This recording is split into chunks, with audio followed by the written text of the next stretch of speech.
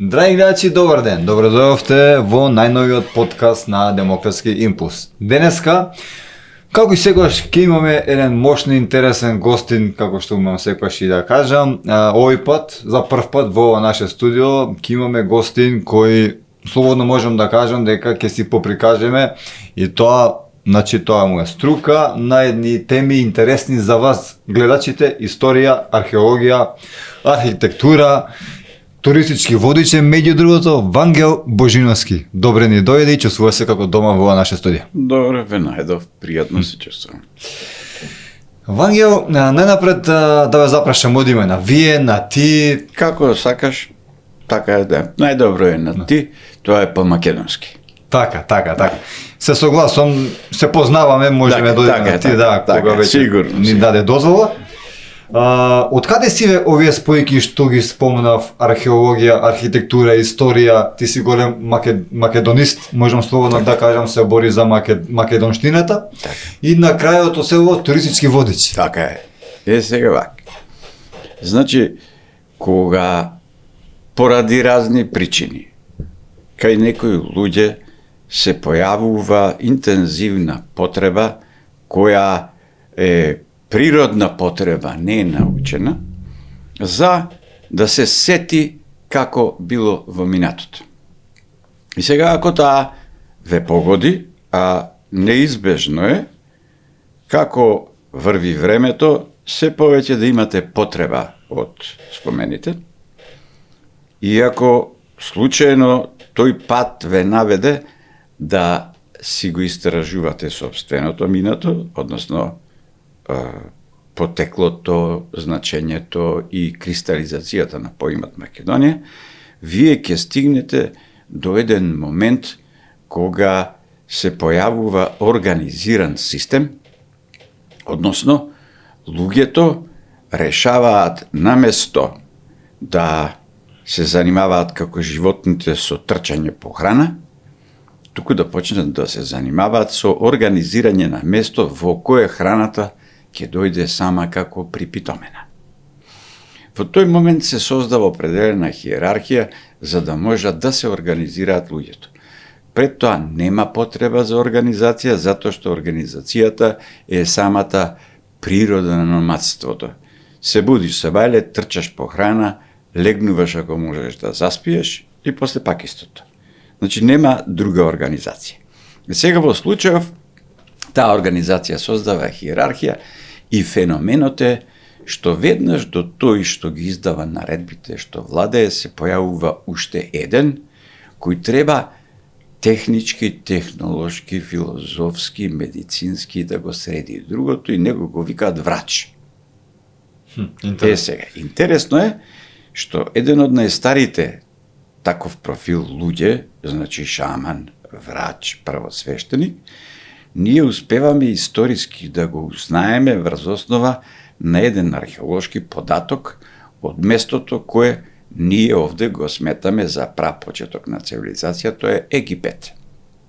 Во Египет првата значајна градба, тоа е скалеста пирамида, е регистрирана со име на еден градител, кој е и првосвештеник и во се другото што го кажува. Тој се вика Имхотеп. Тоа значи дека се ова што ти го набројуваш е природно за луѓето кои се занимаваат со истражување, со реализација на Божиите планови или плановите на наместникот на Бога, императорот и така натаму. Значи, првата професија, обично, сакаме да кажеме дека е нешто друго, па ја придодаваме на женскоста. Не, првата професија е архитект. За таа потреба, архитектот кој треба нешто да кристализира, а ние го познаваме најмногу по тоа што прави градба, тој мора да има во себе севкупно сознание за тоа што ќе го прави, за кого го прави и каде го прави. Според тоа, се ова е најприродното што може еден човек кој еве се решил да се занимава со архитектура, тој мора да го поседува. Трета работа во ова е, во времето на 17 век се појавува расцепкување на мозокот. DVD тимпера му се прави на мозокот, пред тоа се правеше на се друго. Кога се направи DVD ет импера на мозокот се подели на делчиња и тие станаа специјалистички дисциплини. Најдобар пример е кога зборуваме за мозокот, медицината. Во медицината сега имате специализации и субспециализации и кавги меѓу лекарите, затоа што основниот проблем што го има медицината денес е диагнозата. А тие диагнозата најчесто ја излекуваат преку сопствената специфика. Така да вие сега имате лекар за палец, за показалец, за среден прст и така натаму. Значи тоа архитектите го избегнаа се до 20 век. Во 20 век, значи 300 години, се бореа против специализација, во 20 век мораа да попуштат поради политиката која е поврзана со еден нов термин, се вика урбанизам. Тоа е како да направиш градот, односно како и собереш на едно место луѓе да најлесно да ги контролираш. И таа се оддели како дисциплина, па потоа се оддели внатрешна од надворешна, па дизајн, па не знам што, така да и кај архитектурата го има тоа, но барем во образовниот систем останато е се заедно. Ги објаснивте си. Ова е последицата зашто ти велиш како се ова. Значи, тоа е природно и си оди со професијата. Така, еве спомнавте пирамиди, пирамиди во светот. Да. Кого би запрашал ако не вас од Македонија? Нормално за пирамиди. Има ли пирамиди заради тоа што сега и малку како да се шепка има, нема, што мислите ви, дали сте истражали во Македонија, дали постојат пирамиди? Вака, значи што се однесува до пирамидите, тие беа прво, промовирани, не откриени, промовирани и за нив многу се зборувало, тоа се египетските пирамиди, но се разбира додека се креваше голема прашина околу тоа, на другите места која се појавуваа пирамиди помалку прашина и сега почнува сето тоа знаење да се генерализира и се гледа еден појас на земјината топка кој дури денес и тоа е нарушено, дека некаде околу екваторот горе долу по цела една хоризонтала на радиусот на земјината топка се појавуваат една огромна густина на множество од пирамиди, што значи тоа е масовна појава. Во таа географска широчина спаѓа и Македонија.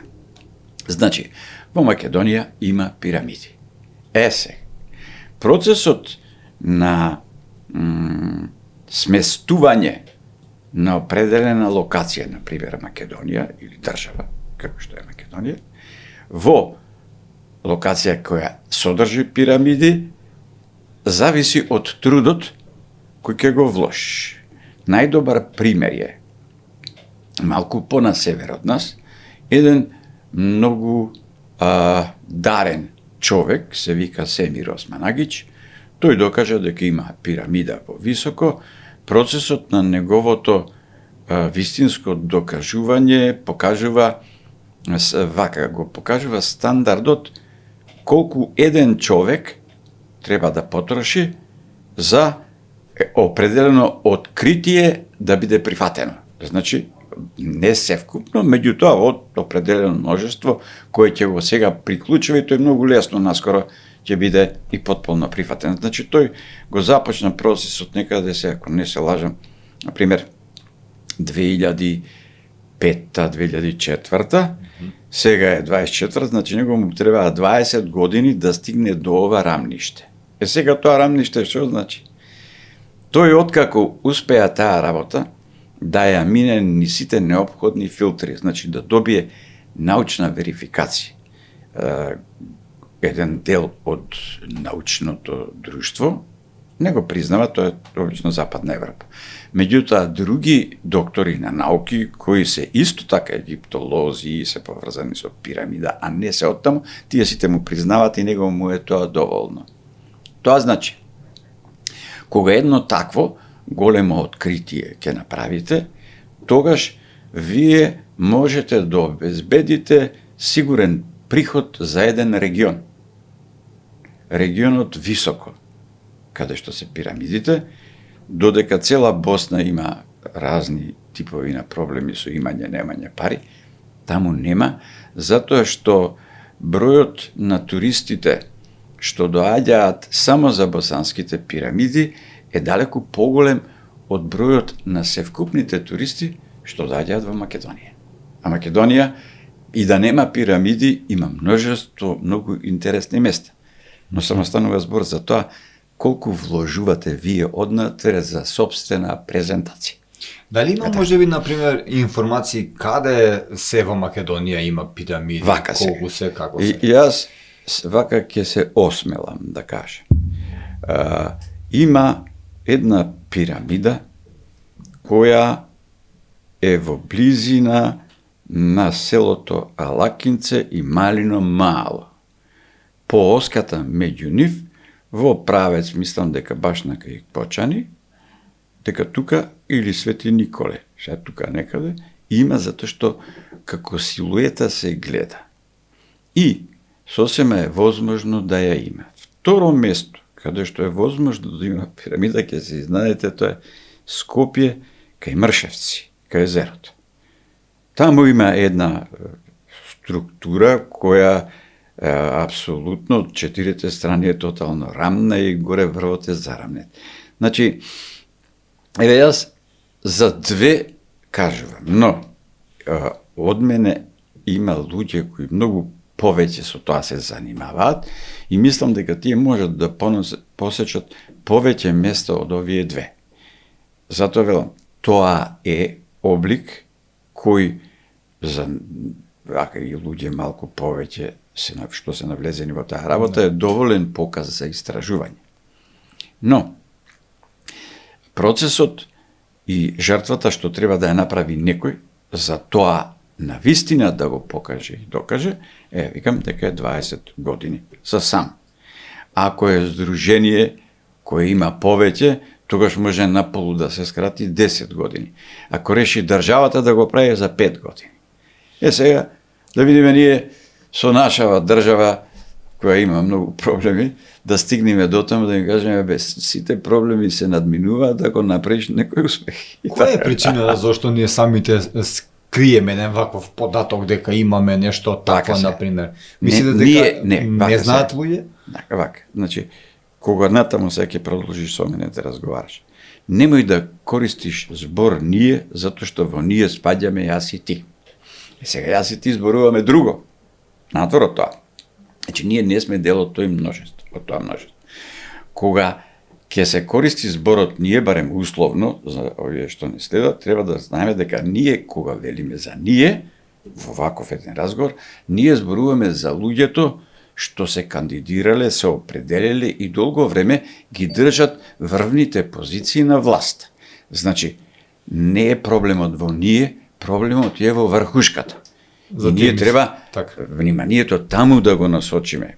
На таков начин мислам дека може и ними да им се помогне, затоа што ако се качуваш нагоре и, да речеме, имаш цел, сакаш да бидеш председател на држава, не е важно зошто, и наеднаш ти успева, тогаш се соочуваш со следниот проблем. Колку се качуваш погоре, просторот кој ти е дозволен за да направиш движење се потесен. И најгоре скоро немаш место. Немаш место за многу работи што ако си подолу полесно ги правиш. Едноставно е скучен просторот. И тоа ще фаќа паника. Тој синдром го имаме кај младите луѓе и да речеме и повозрастните кои се качиле горе, а пред тоа не се качиле на пониско, па малку на повисоко и така натаму, туку наедно се качиле горе, тоа кај нас вообичаено се форсира и поради тие причини таа паника што ќе те фати горе, можда немате те фати првите 100 дена, мислам дека најголемиот број од нашите раководители добро ги поминуваат. После 100 дена е проблем. И на крај завршетокот е уште поголем проблем. Добро. Како велат? Велат дека полесно е да се искачиш на врвот, отколку да останеш на врвот. Апропо ваша На врвот не се остануваат. И тука треба да престојуваш, да сториш нешто, некој сигнал, затоа што си тогаш најблиску до тој горниот, кој да е. Тоа што ќе сториш, тоа е многу заморувачка работа, там кислородот е поредок, колку и да имаш, нели, боца, ќе ти се потроши. Така е. И така натаму. Значи, сите метафори се тука, но интересно е колку множество луѓе навистина се борат да се качат таму. Чудно. А тоа е многу тешка задача. Но. Би сакал да ве запрашам, вие со години копате по македонското, по исконското, имате доста познавање, сте истражили многу работи. Зошто и се прави ова на нашата република Македонија со години обезличување и од надвор и од внатре? Да. Кој Види е... вака се. Сега, ако погледнеш, ние сите овде владееше и се уште владее една мантра, јас би ја рекол. Таа се повторува во школа, па потоа се шири кај родителите, па се оди во кафани и така натаму. Таа беше не гледај кон минатото, заборај го. Тоа е завршена работа, туку ајде да се свртиме кон посветлата иднина. Таа работа продолжи и во претходниот систем и во овој. Со модификации, али во главном продолжи. И сега, кога ќе погледнеш тие што ние ги сметаме за успешно организирани системи, кај нив, па доминантна позиција е истражувај го минатото. Не е дека тие не гледаат кон иднината. Но уште поважно е кај тие што се најуспешните, дека тие прво сакаат да стојат цврсто и да знаат за сегашност. Тоа е најтешкото. Затоа што сегашноста е неверојатно тесен врв како овој пред тоа што велам дека високите функционери одговараат. Во сегашноста секој од нас е поставен во таа ситуација. Например, јас и ти сега правиме муабет. Замисли ти ако од тој муабет не произлезе нешто навистина полезно, инаку зошто да трошиме струја? Има еден Салватор Роза се вика. Не е многу познат, ама извонреден сликар, тој не е омилен кај папите. Тој има еден автопортрет и на автопортретот држи една голема книга во кожен повес, ама на неа пишува и на сликата, иако е тоа нели сликарство, точно е напишено што е. И таму пишува: ако немаш нешто поважно од вистината да го искажеш, тоаш нема ништо да збориш, молчи. Што е важното?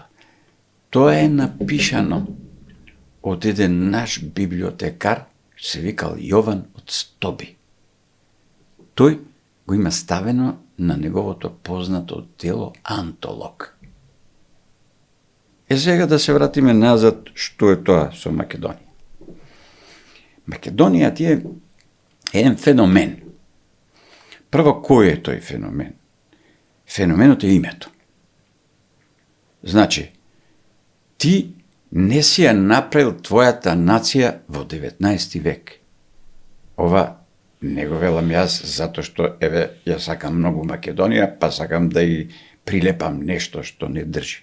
Јас само цитирам автори кои сериозно се занимавале со создавање на нации. Тие, за жал, не се преведени овде. туку преведено е тоа што треба да влезе во учебник, дека нации се правеле во 19 век, пред тоа нема. Сега, оваа нација е создадена најмалку во 9 век пред Христа. И сега тоа ги расипува учебниците. И сега ако ги расипува учебниците, во тој случај треба да се напишат повторно. Ако се напише, ја само еден елемент кажувам, ако се напише повторно тоа значи секе треба да сменат и треба да се оформи друга физиономија на свеста на луѓето. Вие знаете да кажете дека денешните учебници по историја треба да се запалат, Така е. да се напишат нови. Јас се израдував кога ги забранија. Значи, штом ги забранија, ние имаме право да ги запалиме. И ние доаѓаме во многу по-поволна положба од сите други народи во тој момент. Што е по-поволното? Па сами ќе мораме да ги напишеме. Затоа што овие сите од еден до последен и денешните не се напишани од наша рака. Од наша рака има автори кои препишувале. Значи, основниот костур треба да се растури, не тој што ни е напишан и кажан. А што е основниот костур? Во основниот костур, нашите деца, што надоаѓаат од иднината, треба здрави прави да им кажеме, видете, во цел свет, до 9 век после Христа, кога сите пишува, ние не знаевме да пишуваме, Кирил и Методи ни дадоа писмо и ние го славиме тоа. Значи, ти ги туркаш во една шошка дека нивниот народ, македонскиот народ е тотално за нигде. После им кажуваш дека дошле од зад Карпатите. Па тука кога дошле, па тоа било не знам како, па те овие трошеле време, па некако да тие другите што се домородците, да цивилизираат тоа. Па уште не е. Сваѓаш? Значи, од тие причини се гледа дека ние не сме напишали, не само што се гледа. Учебникот на цело ова полуостраво е доставен од центарот во Виена и по тој учебник затоа и постојат кавките. Клучот кој треба да го зачуваат за да остане ова статус кво што одговара на моменталниот квази владетел на светот е Македонија. Колку и да изгледа, не знам, амбициозно, но имате ли случај некој негде во колонија да е, па да е поробен, па не знам како, некој да дошол и да му рекол, слушај, сега ти ќе се викаш вака. Нема. Значи, кај нас се вложија такви огромни напори за да подпишат тие двајца идиоти и ова детиштево што уште стои тука, министер беше за надворешни работи. Тројца. Тројца, да. А има и уште еден, Да. Тој се е во затвор. Значи, тоа се неверојатно плитки луѓе, но такви се изгледа неопходни за да може да се владе. Значи, севкупната историја е во прашање доколку остане вистината за Македонија. Сега, вистината за Македонија 300 години се обидуваше да биде избришана преку крадење на артефакти. Нашиот јужен сосед има до ден денес по улиците овде своји агенти кои распрашуваат, особено се поврзани со овие, со археолози, со копачи, со и така натаму, и тоа се изнесува. Значи, многу артефакти се изнесуваат. Но, бидејќи имаш ти континуитет на име, најмалку од 9 век, а според археолошки наоди од 60 век пред Христа го имаш името Македонија. И сега кога тоа ќе го погледнеш, нели, изгледа преамбициозно, ајбе како може и така натаму. Затоа во Библијата се спомнува повеќе пати името Македонија. Библијата е за нас млад документ. Ние го спомнуваме затоа што од времето кога државата постанува теолошка држава, Светото писмо добива многу на значење и така натаму, и кога ќе ја кажеш неа, за сите тоа е најстар документ. ние зборуваме за записи на дрво, на камен, на пергамент, на тие записи кои што е неизбежно ова име да се појави. Од таму тие сега се откажуваат затоа што е преголема територијата, зашто македонците каде одат го пишуваат името, како и другите. И сега тоа е распрчкано од овде до Индија. И не може се да прибереш, пак ќе ти излезе. И сега тие како практични инженерски способни луѓе, тие решаваат да постапат многу помудро, да кажат дека е тоа вистина, ама не е твоја. Значи не си ти. А тоа може полесно како? Па ќе избркат што е народ овде, па ќе донесат луѓе кои тоа ќе се согласат, па ќе ги натераат да подпишат документ и после тоа ќе го шират дека сами сме се откажале. Сега е процес, ја знам по ова туристите што доаѓаат. Процес е да тој се чуди како, па вие сами го тоа прифативте. Значи таа пропаганда дека тие сами тоа го прифатија, сека да се шири. И се тоа мора да биде возвратено и мора овде да се создаде таква свест. Затоа што и во минатото, кога се правеле слични напори, секогаш македонците како древна култура на која ти тешко ќе можеш да му избришеш сеќавањето. Јас мислам дека и ова приказниве со короната, во кој може да има и нешто такво вградено, тешко да ќе успее. И тие само рачунаат да се растури соборот, што значи на едно место да ги нема, и македонците да бидат распрчкани натака навака и после тоа, следејќи ги примерите на нашите кои од 19 век веќе се раселуваат поради разни причини, а во 17 век исто така има раселени, дека оддалечувањето од местото на собор, кај што ти е татковината, полесно прави да ти после некое време добиеш чувство на припадност на некоја друга култура. И тоа е забележено дека се случува. Не знам дали знаете, јас дојдов до еден податок кој, не знам дали е вистина или не, вели дека Александар Македонски упатил клетва на македонскиот народ пред да умре и кажал име да немате, државот да имате. Тоа е пропаганда. Гледај вака сега. Во тоа време, кога се појавува, треба вака да се цени. Еволуција, веројатно на физикусот на човекот, значи телесна еволуција, тоа изгледа дека е погрешна поставка, дека е невозможна. Но еволуција на свест може. Затоа што таа се случува секојдневно и ти ја пратиш таа еволуција на свест и тоа е намерата на развитокот. Значи, во свеста се развива во степени.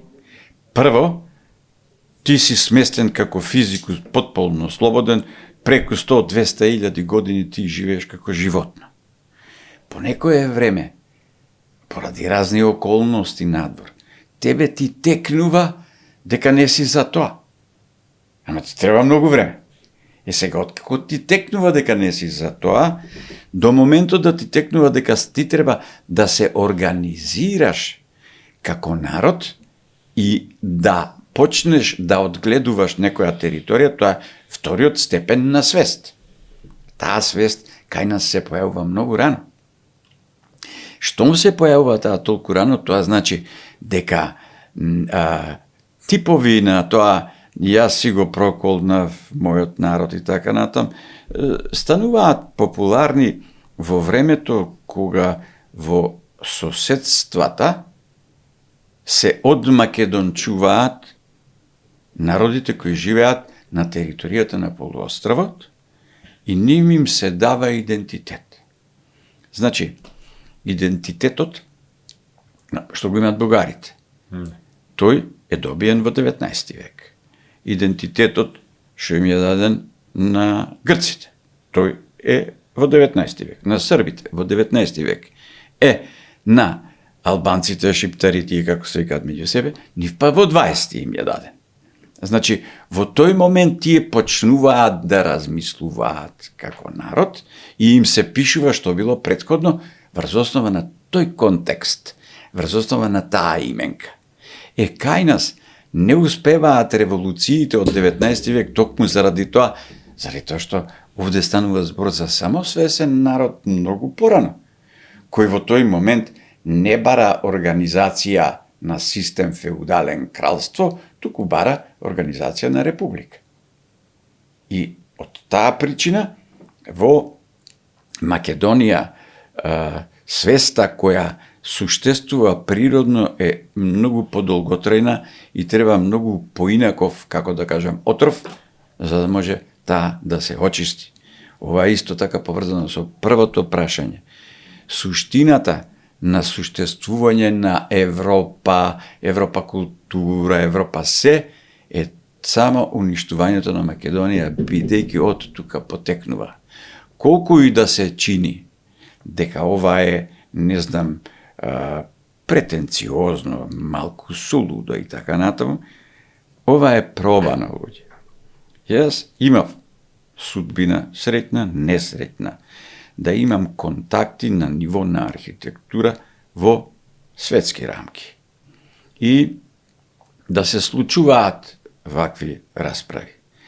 Ако со овие исти зборови негде надвор раскажувам за тоа што е Македонија, мене не ми се случува да не бидам повикан на кафе после тоа.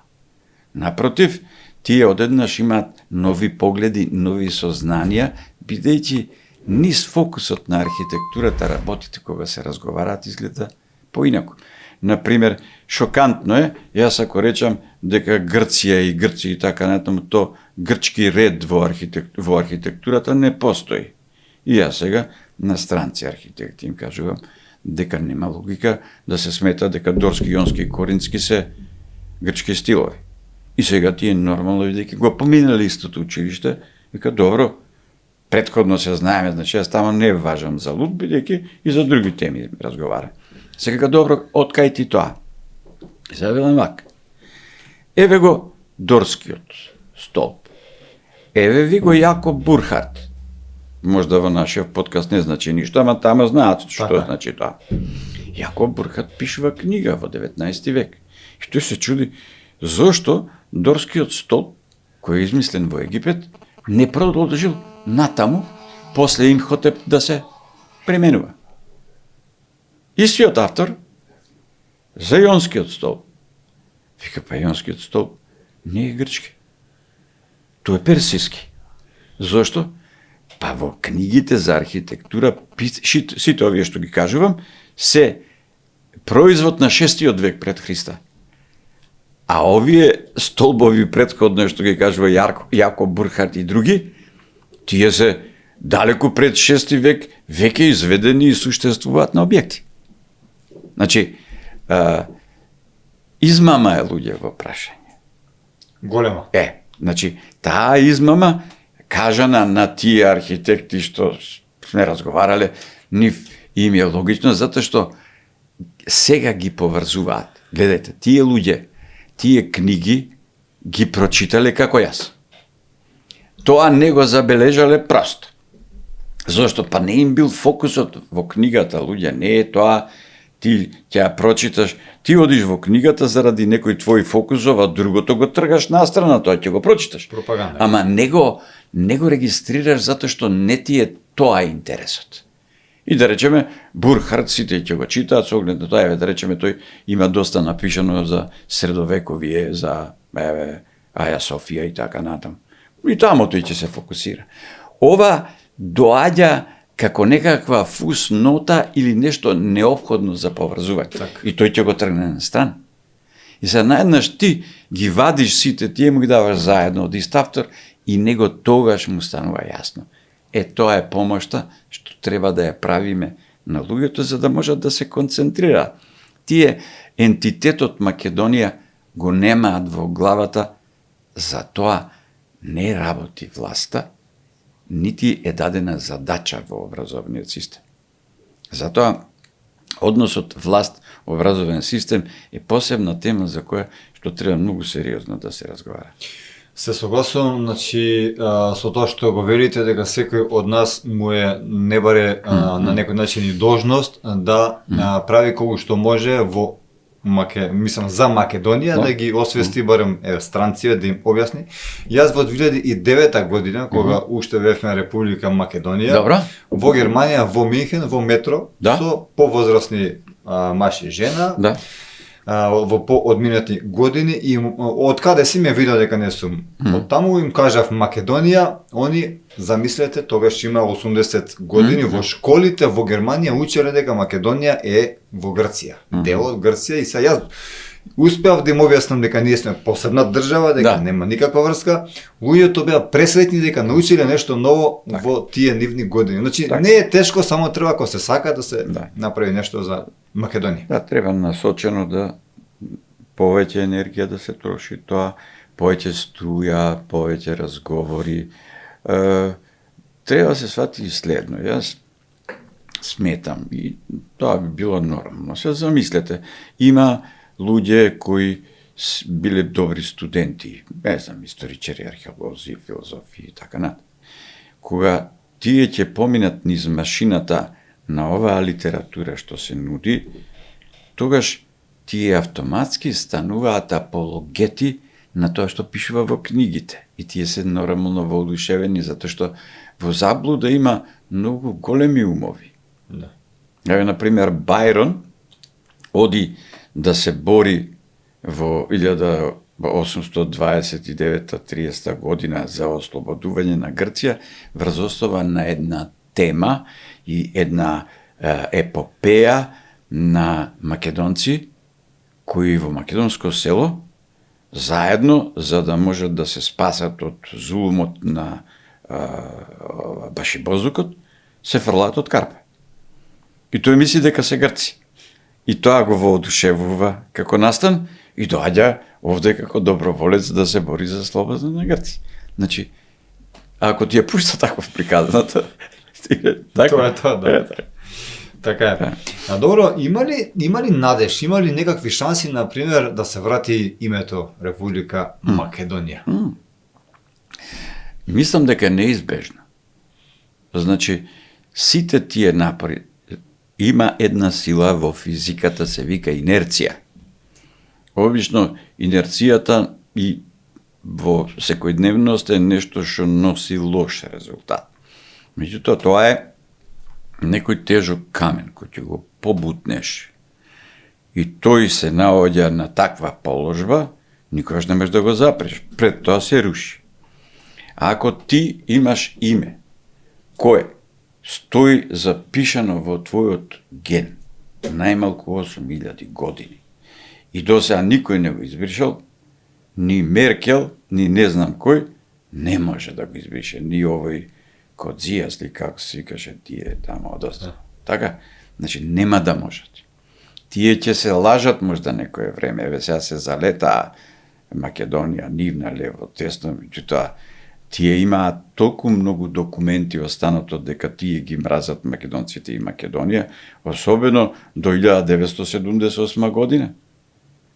Па тие не сакаа да го постават готов Александар Македонски во Атина, па чекаат 2 години да ги убедат граѓаните дека треба да го стават готова скулптурата. А сега бил грк. Сега е така. Значи, сега е кај нив е тој процес, тие го поминуваат истиот процес со кој во 1830 година ги тераат да станат грци. Тој народ, севкупен што живее таму, со сила е натеран да се вика грк. Никој не сакал. И тоа се големи напори вложени од страна на големите сили, за да ги направат грци. И сега откако ги направи, а сега треба да ги направат македонци. И тоа ќе им го направат. Зошто? Тоа тесто нема потекло.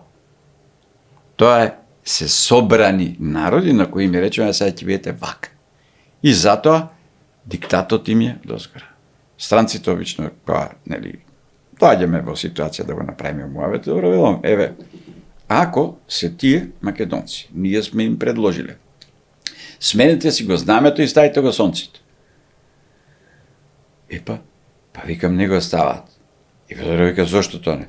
Па затоа што тоа знаме што им е дадено не е нивно, туку е на една холандска компанија, треба да ја прашаат компанијата дали смеат. И затоа не смеат да го сменат. Исто името не смеат да си го сменат. Тие успеа да стигнат да бидат малку и елини, затоа што елини може и ќе најдеш во минатото. Ќе најдеш, ама не, тоа е ограничен период, не е тоа по нивната теорија уште 2000 години пред Христа знаат за тоа, не. Грци им е дадено да се викаат и тие мораат да пишуваат за Грци, а тие успеат да стигнат уште барем и Елинска република да се викаат. Колку да имаат приклучок со реалноста на минатото. Инаку, кој беше професор Цампарас, па сигурно има 20 години. Не, нема, чекай, тоа беше 20 години, значи пред 10 години. Професор Цампарас е професор што предава во Атина, во Солун и на 3 универзитети во Соединетите држави. Тој беше повикан од една наша телевизија да разговара со наши професори овде околу тоа зошто ние 20 години не можеме да се разбереме околу името. И викнати се еден, двајца професори, тие наши професори не поминуваат добро, затоа што овој изгледа дека е повешт во аргументација и ме вика мене да разговарам. Ја сега сваќам која е ситуацијата, тој ми кажа, тој е од групата на Кофос и што кажува, сваќам дека кажува тоа што и во весниците пишуваат, а исто така нашите кажуваат и во весниците, значи нема ништо ново во разговорот. И сега кога ја започнавме ние расправата, јас прв го прашувам, наместо тој, зошто името не се менува 20 години се расправаме, јас сега прашувам, кажете ми зошто не можеме да се разбереме околу името. Значи јас го прашувам наместо тој. И тој нормално, очекувано, Скопје е тврдоглаво и така натаму. И добро му викам, а дали ви се чини дека во спорот со името не е проблематично името Македонија, туку името Грција? И сега тој е во небрано, наеднаш нов разговор. И сега ме слуша, па викам, Грција не постои, викам, пред Христа. Дајте ми, еве, тука пред цел свет, тука не ви се не гледа, дајте ми еден аргумент во кој имате каков и да е артефакт, на камен напишано, на гроб, на палата, на храм, на дрво, на глина, кај што се тие букви Г, Р, Е, К заедно, дека постои збор таков во јазикот на тие луѓе. Само тоа. И сега тој, нормално, треба да знае. И сега тој мисли дека знае, затоа што таа тема не е поставена, ни во учебниците не се зборува кај него. И сега чекаме. Чекаме, шушка тамо нешто, клик, се исклучи. И го чекаме 10 минути. Правиме некој муабет. Го нема. Да се јави. Да се јави. Од Њујорк. После некој време се јавува и сега ние чекаме, бидејќи веројатно прашувал археолог, чекаме да каже. Ништо, го прескока тоа, тера понатаму. Се втор тест што беше. Се јас го сватив него. Јас сватив дека тој е еден обичен човек, кој поима нема за својата историја, туку брани вака, нешто вака, нема везе што е професор, нема, нека не ве чуди, има такви професори колку сакаш. И го прашувам, добро, ај кажете ми, кој е главен град на новоформираната држава Грција во 19 век? Тој вика Атина. Викам, професоре, а исклучете се пак, па јавете се. Па се исклучува. Сваќам дека не знае, Атина не е главен град. Главен град е местото каде што пристигнува принцот кој треба да стане крал. После тоа, тој решава да биде Атина, затоа што во Лондон се појавува пропаганда, човекот се вика Џорџ Гроти. Тој е тој што прави пропагандата, Атина треба да биде главен град и во Атина треба да бидат сите филозофии, така тука се треба да биде. Значи, таа е исто измислена приказна. И човекот го знае. И сега ти кажувам, значи, некои работи кои вака се реални, но во нашите медиуми е тој, например, разговор. Се емитуваше на една приватна телевизија, не им текна на другите, па го пушта да.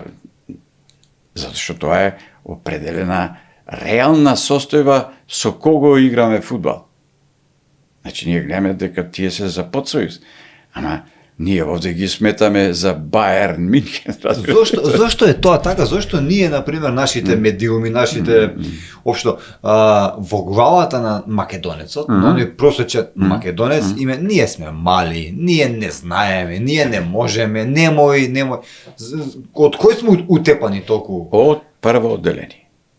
Значи, проблемот на образованието е најголемата рана во Македонија.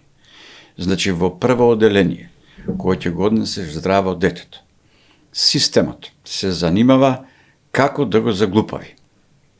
Без оглед на тоа што зборуваме за надпревари за оваа зона. Зашто сака да го заглупави? Заради тоа што е погрешно поставен. Низ историја. Тоа се факти кои ги пишува сегде, во секоја историја Бјезок. Првиот образовен систем, кој организираниот систем држава го прави за да има писмени луѓе, им текнува на македонците. Пред тоа нема образовен систем. Има образовен систем за тесниот круг администрација околу фараонот или император. Во Европа првото школа било во Македонија. Да, во Миеза. Во Миеза, во 4 век, се создава школо, пак не е за цел народ, туку за луѓето што ќе примаат голема одговорност. Например, ќе биде крал, водач на војска, првосвештеник, не знам што, тие морат да бидат писмени. Таа работа долго време е страна за сите други држави, вклучувајќи го и Рим. Нема таква работа. Значи, ова е организиран систем од државата за да се школува. И сега, наместо да се прашаме од која причина му текнало на Филип дека е тоа неопходно, ние прифаќаме методологија од тој систем, од овој систем и така натаму, основата ние ја промашуваме. Школото не постои за да одбереш професија. Школото постои за да создадеш човек и да создадеш човек кој ќе биде лојален на својата татковина. Значи, не прашање што треба да правам, туку прашање каков треба да бидам. Значи, нашето школа историски е каков треба да бидам. Ова што го имаме, што да правам. Сега, кога ќе тргнеш па што да правам, сосема поинаку се приоритетите. Приоритетите во нашето школо се разединување. Тоа значи, се форсираат предмети кои се индивидуални. А во каков треба да видам, секога се форсираат предмети кои се заеднички. Колективни. Да знаеш, со тој што ќе играш ракомет во школа, после тоа ќе биде дел од твојата фирма со која што ќе работите заедно. И бидејќи знаевте да си подавате топка, и тогаш ќе знаете. Сваќаш? Да. Ова физкултурата е утепана, намерно. Втора работа кај што се создава единство, музички хорови. Значи, хоровите се место каде што сите заедно, кој поубаво, кој послабо пее, излегува на крај добра музика. Зашто? Па добро знае диригентот да ги донесе како што треба. Тие предмети во кои има колективност, сега се тотално изфрлени, кои знае зашто постојат. Веројатно заради тоа што има инерција за работното место. Нити им се помага, нити се обрнува внимание. И оттаму целиот тој систем, резултатот ти е овој. Тимска работа немаше. Нашите, кога ќе излезат надвор со тоа знаење, што го има веднаш, успеваат како стопанственици, како вработени надвор. Овде никако да тргне работата. Никако да направиме нешто. Така. Значи, оттаму е проблемот. Значи, длабок е проблемот сега, па и приток е. Само да застане еден министер како што треба и да му дадат, да речеме, 8 години да не го менуваат, мислам дека ќе ги сменуваат. До пред скоро време учебници децата нема и по 2 години. Што ќе ти се бе? Учебници се. Основниот што си е тоа. Додека немавме учебници. Значи во време Гоце, Делчев, Карев и така натаму, сите бе учители тие. Да. Сега, тие учители знаеа преку собственото знаење со збор да го пренесат. Системот што е донесен од Австрија, првата намера на системот е да го отепа учителот. Тоа значи, му ја одзема целата сила и му дава учебник. Учителот треба да го следи учебникот. Како што ученикот треба да го следи учебникот. А учебникот јас го пишувам. Да. И го да. Тука е среќата што сега нас ни вика да ги и чистиме, ние да ги чистиме тие учебници и да ги оставиме учителите да зборуваат. Само треба да знаеш кој учител да ставиш. Толку. Спомнавте Гоце Делчев, вие Да. како туристички води сигурно сте били и сигурно знаете Штипско Ново село. Сум бил во училницата кај што Гоце Делчев предавал, уште стојат тетратки, моливи, све, значи феноменално е, онака би препорачал секој македонец дека тоа треба да го Уште подобро е да го посети. да се вратиш поназад. Да одиш во Климентовиот универзитет и да видиш црквата на Климент. Значи, тој средовековен универзитет што го создава Климент е прв од таков вид во Европа. И Климент произведува преку 3000 студенти. Тоа значи покривање на огромна теорија со кадри кои произлегуваат од Охрид. И тие кадри, голем дел од нив, не само што се замонашуваат или стануваат ректори и така натаму по универзитетите во древната држава, која ја се нарекувам Второ Македонско царство, тие стануваат светци. Кога стануваат светци, бидејќи во поново време се појавува и теолошки факултет, теолошките факултети сега ја преземаат и ја пресликуваат функцијата на овие секуларни факултети и тие започнуваат да произведуваат кадри. Повторно и тука се случува исто. Учебници за теолошките факултети доаѓаат овде барем од 2 извора. Првиот извор е Грција. Значи, Грција печати најголем и тоа на тој јазик, на кој не јазик, што не е нивни, ги печати учебниците кои треба да произведат монаси, попови и така натаму, црквено службеници. Во нив, како што во секуларните истории има, нели, филозофот, не знам, Аристотел, Сократ, Декарт, Микеланджело, Леонардо и така натаму. Овде се сега свети овој, свети оној, свети оној, така? Да. Имаат свети, значи, тие имаат своја историја. Во таа историја е интересно. Сите светци се грци, а некои после тамо 18-17 век се руси. Значи, 2 извора има од каде што се сега напојуваат. Се замисли нашите кои предаваат, нели, теологија, тие се осудени на идните наши попови да им кажуваат дека се што е христијанско е грчко. И после тоа руско. Значи, гледај тамо како учебникот може да сврши работа далеко од здравиот памет.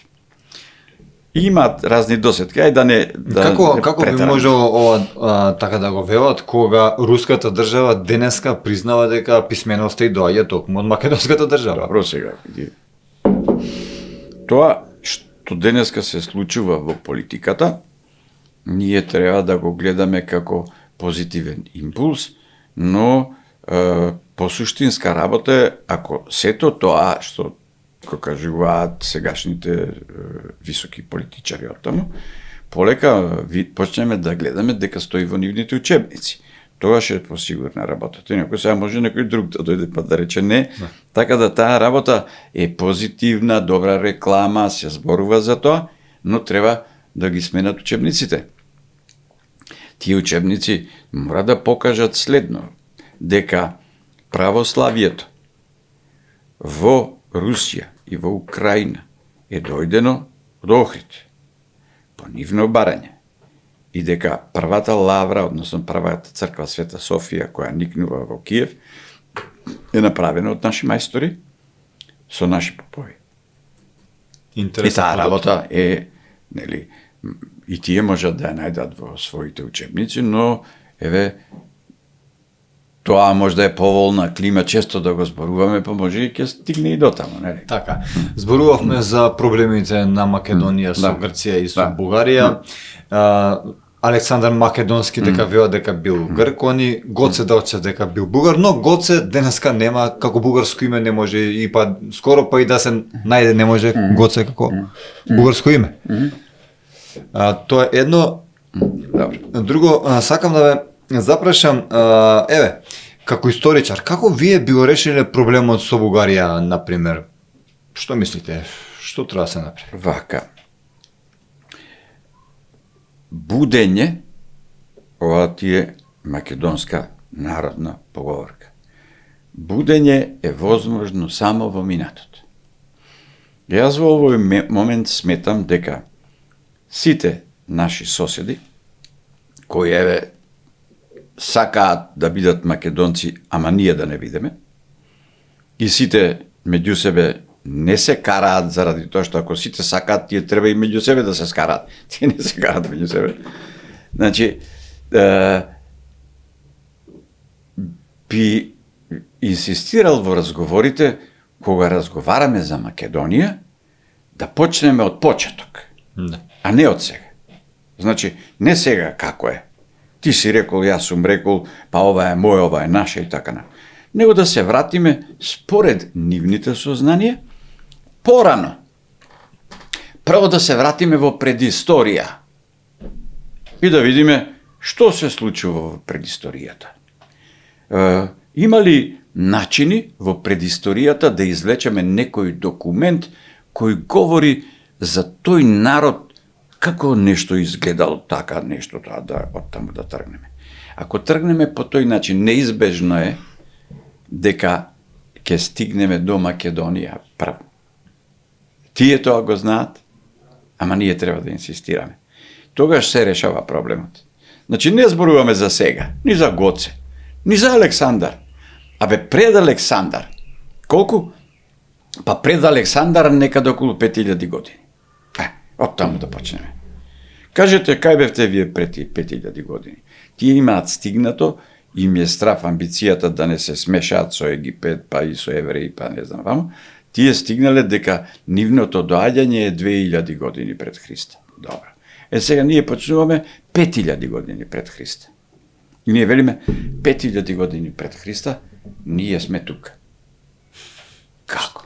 Што правиме сега? Ајде, ние ќе речеме, на територија на Егејска Македонија имаме документ. Вие сте го објавиле, ама сега оригиналот го нема, затоа што бил на дрво и ви велите дека се распаднал. Ама објавен е. Ние тој може да го прочитаме. Вие можете? Не. Па добро. Тоа. Кажуваме. И сега таа работа не е дека не е начината. но не е донесена на вистинска маса. Сваќаме? Така би го решавал тој исто со бугарите. Мислите дека треба да се смени комисијата? Не, комисијата треба да не работи повеќе воопшто, затоа што гледај вака, тоа е истата ситуација кога се оформи, нели се оформи комисија за името. Да. 30 години беа на плата. Така? Ништо не работе. Па и овие ништо не прави. Значи, тоа е режисерот сака малку да нели направи перипетија некоја и пушта таа работа, тој однапред знае дека тоа е нерешливо. Затоа што ни историските комисии на Запад никогаш не дошле до заедничко. Туку имаат некако среден живот од колонии вама, таму па луѓето не многу да околу таа работа брануваат. Инаку нема, па види вака, кој ќе одиш во Шведска и ќе одиш во Сконе, тоа е одма преку Мореузот. Таму има цели населби со дански знамиња.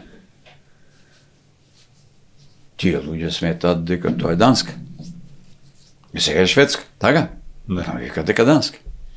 Потоа оди, ако сакаш од Турција во Сирија, пешки само ќе одиш. Има негде околу 5-6 километра тампон зона, може да е повеќе. Јас до негде стигнав, па после се случи, имаше камион, па се качи. Не може, тука ти е зона без ништо, тука си кој ќе те пуштат, ако не си со кола пешки да мораш да одиш, јас одев автостоп на така, како и така. Кој ќе видиш, кај си човече, тука тебе те нема готово, ако си изгубиш, тука ти си тотално изгубен, нема кој да те бара. Тоа е тампон зона ничија, ни сириска, ни турска. Кој ќе влезеш во Сирија, картата изгледа поинаку, а во Турција, ако си, картата е поинаку. Така да тоа е една општа ситуација. Ова се историски комисии. Тие што ги нарачаат, однапред знаат дека тоа не бива ништо. А рано овие сега си добиваат парички и сега нека терат. За мене синдромот интересен. Ние толку многу сега се закрвивме со бугарите, а грчката комисија помина гладко без никој да ја праша шо прават. Кој знае што направиле тие? Тие кој знае што подпишале? Да. Таму е катастрофата. Со Бугарија мене не ме ни се кира тој проблем. Уопште не би го ни третирал како вест. Вангел, морам да признам дека уживам во нашиот разговор. Малку археологија, историја, туризам, значи фаќаме. Но неизбежно ми е да те запрашам за гробот на Александар Македонски. Светот молчи, моментално тоа не сме да се говори. Некој има некоја теза што велат ако се открие дека гробот е во Македонија, ќе има трета светска војна. Што е вистина се во вас? Јас не знам што е вистина. Јас знам само за вистината вака. Дека ова не е моја дефиниција. Јас сум нели секој го интересира вистината и мене ми текнала да барам како ја дефинира вака, нели луѓето што се умни научници и така натаму, наодев разни дефиниции кои често се тавтологии, не може да се земат во предвид, ама најдов еден теолог кој е неприфатен од денешната црква. Но тој вака вика: вистината е безсмислена. Вистината е неверојатна и вистината е невозможна. Тоа е најдобра дефиниција. Ако се открие гробот на Александар, мислам дека ние ќе имаме најголема профит. Дали е откриен? Не знам. Постои можност. Каде се наоѓа? Може да е овде, може да е на Беласица, може да е и на друго место, но може да е и во Александрија. Тоа е прашање кое археолозите откако стануваат свесни за тоа величие на наследството на македонците. Не за Александар се тие свесни. Александар е тие, како да ти кажем, нема таква личност со таква популарност во светот, па ја мислам дека и Исус не е толку популарен како Александар. Откритието на неговиот гроб сигурно ќе предизвика внимание, но каде се наоѓа, не знам и некако мене не ми е тоа најважната работа. Бидејќи за мене неговиот идентитет дека е македонец е неспорен со самиот тој факт што во тоа време да си македонец, тоа значи како да си дел од една технологија и една држава која во тоа време е ненадмината. Едноставно може Индија, Кина да го имаат тој ниво на развој како. Многу ми навеа дека неговото тело со Mm. конјаници, со коњи било донесено во Македонија, во Мед, во Мед бил тогаш. И тие се сега, значи ги знам јас, сите тие приказни неизбежно не сум можел ни да ги заобикола. Но не мислам тоа.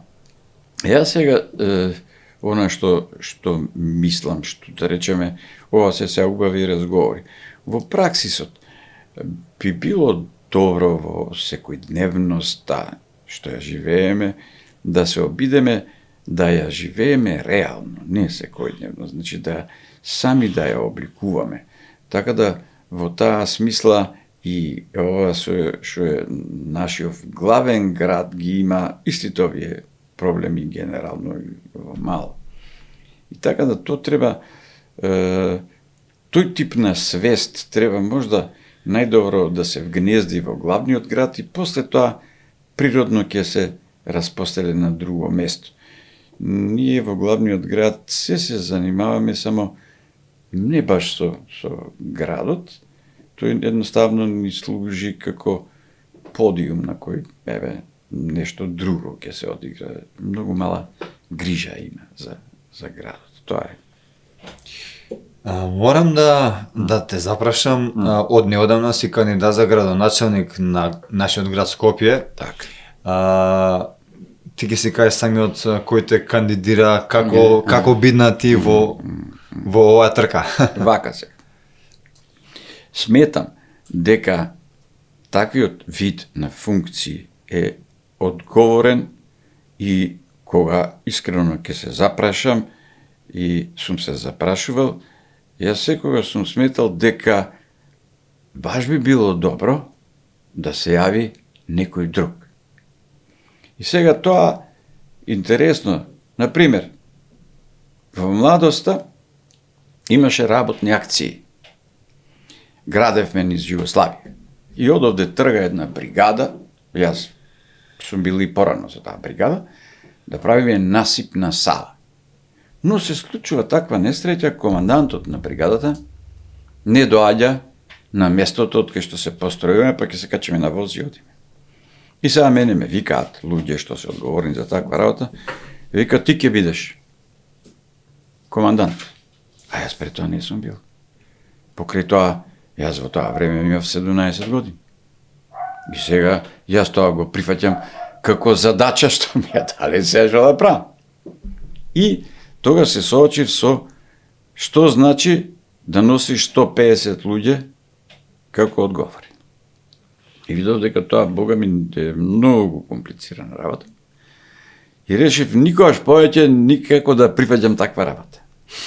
Меѓутоа, во професијата, значи јас многу ја сакам архитектурата и секогаш сум се трудел многу, имам навистина многу работи, како ти кажам, кога би прикажувал како своја биографија направен. Се случува една конференција во која и старото председателство кое се чини дека не функционираше баш како што треба, архитектите беа незадоволни, кандидира повторно реизбор на некој кандидат од нивната група. И тогаш еден од архитектите станува, бе што, вика, јас не сум прашан, не знам за тоа. Овој го предлага. И сега ме предлага мене. На гласањето, некаде околу 98% од присутните, околу 300 архитекти, гласаат за мене. И сега си ја зедов бељата, пред тоа имав 150, сега имам 1500 архитекти со диплома, баш кај кој знае кој уште друг таму не гравитира. Па и честето. А сега тоа за чест секогаш ми било вака и добро прифатив со определен мандат наместо 4 години и тоа донесе резултати. Но уште повеќе бев убеден никако да не прифатам таква работа. Трет пат исто добив нека таква функција, имаше македонска радиотелевизија новинарски штрајк. И во новинарскиот штрајк дојдоа колеги да ме замолат да земам учество да го водам штрајкот. И тоа беше успешно. Но пак убеден знам што значи тоа, дека тоа веројатно нешто што е најтешко за да се изведе. Сега ова со поканата да бидам од родина кандидат беше слично, дојде еден друг кој не беше од родина, него нешто друго, кажа дека се организираат и така натаму. И јас се прифатив. Имаше порано понуди, пред, не знам, години назад, нешто слично. Особено е тоа тешка игра. Значи, овие сите други некако се вклучени во рамки на една професија. Политиката е комплицирана игра, особено е комплицирана сега во Македонија. И особено е истурено местото на градоначалник, зашто ја нема само функцијата на градоначалник. Барем до сега градоначалниците не успеале да се одделат и да речат чекај бе, јас сум тука града и за градот да бркам не другото. Значи, тоа се дополнителни елементи во раководењето, што мислам дека ќе биде тоа задача која треба кој знае каква вештина и Божја помош за да се доведе барем до степен на успешност што сум ја постигнал со овие други, да речеме, избрани позиции на кои јас не сум сакала, сум бил дадено, не сум бил ни принуден, него не знам што ме натерало, ајде добро ваши. Да го направам, веројатно блиските страсте на крајот на краиштата, знаеш што е. Јас сум критикувал тоа што се прави во градот. Па бога ми, може 40 години. Нешто од тоа сум успеал да поправам кога бев председател на архитектите. Но на крајот на краиштата што вреди ако ти напишеш некоја добра критика, ако и во критиката решението што си го понудил не се остварило. Единствен начин да се сврши некоја работа мораш да видиш тоа. Кога го правев објектот на мајка Тереза, тоа беше најнеобичен конкурс на кој што сум учествувал, бидејќи немаше никакви подлоги за да се наслониш па на нешто да направиш. Немаше едноставно. Немаше ни план од градот кај се наоѓа куќата, ни како изгледала, ни некои основни параметри што, како. Беше само една, како да кажем, синтагма, спомен куќа на мајка Тереза. Толку. Сега, за тоа, како што на почеток го кажав, како тој по мене доста заплеткан процес, мисловен, за да создадеш нешто од ништо, јас на крај сватив дека мора да постапам како што постапува актер кога добива улога. Значи тој, тие добрите актери, ако добие некаква улога, тој е висок слаб, а ја има улогата, тој мора како знае да стане низок и дебел. Значи тој процес треба да го поминеш и јас морав да се поставам себе си во улога на тоа да бидам девојчето Агнес Бојаджију, како мала, која ќе стане мајка Тереза, и како живеела. Затоа што целата работа беше да го направиш домот на мајка Тереза. Значи, домот е не тоа што сите го гледаат, туку тоа дете како ја гледало куќата. Кога било внатре, од надвор како му изгледала, од внатре како му изгледала. Значи, тоа детско доживување треба да го имаш и сега ти се враќаш сам во некакво детство, тоа време, калдарма, Скопски улици, боси трчаме, не знам што, за да можеш да го направиш. Тоа е, да речеме, процесот кој некој кој има така некој воспитување би требало да го направи за да може да некоја работа ја доведе до стварност. Затоа што доведување во стварност е вака тоа е вистинско творештво. Тоа значи имаш идеја. За таа идеја блиску си до неа ако можеш, имаш речник да ја објасниш на другите зашто сам не можеш да ја правиш. Така.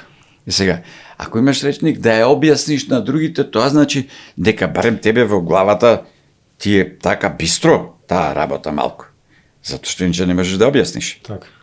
А можеш да ја знаеш.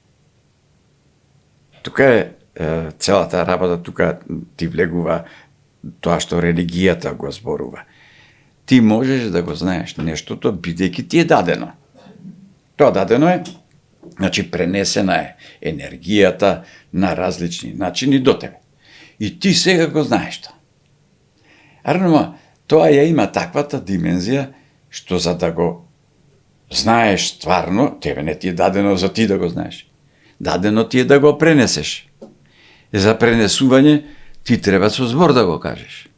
Така. Ако не го кажеш со збор, да го нацрташ. Ако не го нацрташ, да го испееш. Нешто мора за да стигне до други, па и они нека се радуваат, затоа што е радосна вест. Сите овие работи што ги говоревме, ги знаете. Да. Би рекол, и на памет, тоа ви е професија, занимање, но во политиката сте нов. Може би веќе па видовте како не треба од мината, од сегашната градоначалничка, но како треба? Дали ви е напишана програмата како тоа оди? Вака, јас мислам дека може би програмата не треба да ја објавувам сега, затоа што ова е прв пат за ова да зборувам ја. Примерно. Но, вака ќе кажам, што согледувам дека е недостаток, јас направив, да кажем, поглед фрлив кон минатото, како што обично правам, и гледам, има список, бога ми, на едно 30-40 градоначалници што се бележани како градоначалници, оди до кралството Југославија тера. И сега, реков, ова е голем процес, знам, кога правев магистерска тема, јас сакав да направам да сите споменици во Македонија, монументални, да бидат во трудот. Па после видов дека тоа не можам да го направам. Многу е. И се концентрирав на еден. И сега овде исто така, се концентрирав, добро, тоа таму, остави го, види од 1991 наваму. Тие погледајќи. И сега гледаш како местото градоначалник полека влегува во замка. Престанува да биде градоначалник. Во моментот и на изборот и пред тоа. Зошто? Заради тоа што на градоначалникот му е судено за градот Скопје да зборува како за град што не чини.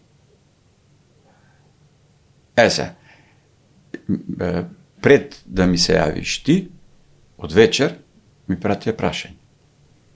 Слични се како сега ти што ги напомни. Значи, што е системот прати? Градоначалникот треба во неговиот мандат да го потроши времето на загадувањето, на ѓубрето, на сообраќајот, што имаше уште? Мафија, градеж на мафија, и така, тоа е. Може би кучиња. И кучиња, кучиња, што правите со кучиња? Тие се. И сега, тој знае дека тоа ќе биде праша и дека тоа ќе му биде работа. Медиумите знаат дека тоа треба да го прашаат. И таа игра така си се одвива. Ако влезеш во таа игра, тогаш џабе се викаш Подобро да го оставиш стариот, исто да не го правиш. Значи, сега, тоа тргаш од ситуација. Мал народ, мала земја, мали македонци, глуп град, ѓубре град. Но сигурно никаков вие град. нема така да Сега. во таа приказна да Сега. влезете. Јас сакам да го сменам наративот. Основната работа е велам добро. Ако е таков градот никаков, зошто бе толку стално се населуваат луѓе само овде? Значи, ако е тако, ништо не чини, сите тука. Како? Нели некако нема логика? Така. Значи, нешто не е добро во поставката на, како да кажам, свеста што се пласира за да им се одземе свеста на граѓаните. Значи, Скопје е еден од најстарите градови на светот. Скопје никогаш не го смени името. Во Скопје постојано живее истото население во процент, да можеш да кажеш дека тоа е град со староседелци. Сега тоа се чисти од режисерот. Но тие староседелци се клучни за градот. Тие го чуваат сеќавањето. Втората работа што го чува сеќавањето, види, град без сеќавање, како сега што се прави, тој стварно нема да го биде. Град постои, градот е измислен за сеќавање бе, не е измислен за некој да се згрижи да не му врне. Затоа не се правило град. Првиот град што е направен како споменик. Значи прво се прави споменик, па после се друго. И затоа овие што беше плюканицата од режисерот, заедно со овие шарениве, што плюка. Па тоа е, како ти кажам, комедија дел'арте, најголем срам, мислам, за скопјани е таа шарена револуција. Значи, но, разбирам, медиумите се така силни да мора тоа е Сорос и компанија. Значи, тие се моќна фирма, точно знаат кај да удрат. Вие бевте да го бойкотирам? Како не? Јас го водев, бойкотирам, беа 10 партии со тоа. Исто тоаш ме викне, а не, јас не знаев дека постои. Цело време ве викаат Некој те вика, да ги водите. И еве сега конечно ве викна градот да го Не, види, да го водите. вака реални да бидеме. Играта како што е, јас не знам што треба да се случи да се смени. Значи таа игра си има однапред режисер, има така и така натаму. Но многу е полезно што покрај ова јас што го кажувам има и други до определена степен независни кои имаат и друг наратив. Дај Боже, овие што ќе си играат играта како што си играат, нешто од тоа да се прифати. Јас ќе инсистирам на ова, да се прифати дека Скопје е многу вреден град и дека во Скопје да нема никаква индустрија, ни странски инвестиции, ни ништо, може да обстои заради тоа што самиот град има големи вредности. Историја. Историја. Приказна. И знам градови кои живеат од тоа. Според тоа, може и ова. И мислам дека е тоа добитна комбинација која не треба да чекаш не знам колку. Одма врши работа. Но најважно, дали од медиумите имате отворена врата, дали Не знам. заради тоа што често пати вела дека поготово помалите партии дека медиумите не ни отварат врата, само се за двете големи партии, затоа викам да. Тоа е точно. Да. Значи, медиумите во овој систем се поставени така. И нивната постановка дури на новинарството и на новинарите им пречи. Но и новинарите се луѓе, тие на некој начин мора да живеат. И сега кога имаш да речеме отстапка дека добро сегде така е во светот, а многу е така во светот, сега ти велиш добро, сега што да правиме, знам дека не треба, ама вака ќе правам. И така натаму. Така да јас немам каве да бе. Јас бев новинар 40 години. И сега јас имав среќа што работев една сфера која горе удолу никој не сметаше дека е поврзана со овие политички настани, иако, нели да речеме, во важен дел од новинарството е токму тие што се занимаваат со внатрешна надворешна политика, тие колеги. Но тоа е тоа, значи од таа работа може би ќе биде полезно потрошено времето и трудот во оваа кампања. Се надевам. Ви посакам среќа на вашите Благодарам. избори. Знам дека одиме малку лево, десно, шарено и така надека, но тоа е поинтересно според мене. Би ве запрашал, Ајде. во Гевгелиско пред само 200 години се пронајдени коски на луѓе кои што живееле таму 4 метри, Добро. а сега денеска знаеме дека 4 метри човек нема. Да. Тоа е едно. Друго, во тоа време луѓето имале подолг животен век, денеска Да. ни е животниот век Добро. пократок. Дали можеме да кажеме зашто е се во ова? Види, значи, оваа сфера е, замисли вака. Јас сум се растегнал до 10.850 години, затоа што сите се страшно интересни работи. И може да те повлечат. И ова е си близко до тоа. Меѓутоа, јас сметам дека треба да го потрошам времето на овие, за сега, фокусирани теми за историско размислување, кои се и категоризирани, кои можеш да ги проблематизираш затоа што суштествуваат. Тоа другото.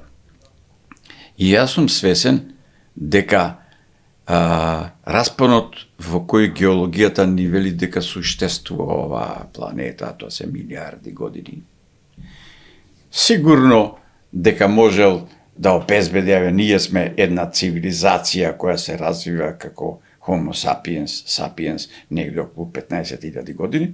Сигурно може уште други 15.000 години некогаш да се случиле, затоа што во многу подлабоки геолошки слоеви наоѓаме знаци, а и сегде во светот се зборува за така големи луѓе. Сега тука е важно следно. Ние имавме мумии кои беа пронајдени во времето на Југославија во Липковско езеро. Не знам, од нив тие беа, околу 4-5, колку останале во Македонија, тие се чуваа во мртовечницата на државната болница. Муми. Да. Сега, последно што така таа информација ми текнала на памет, беше пред некои можда 20 години, знам дека и тогаш се уште имаше една.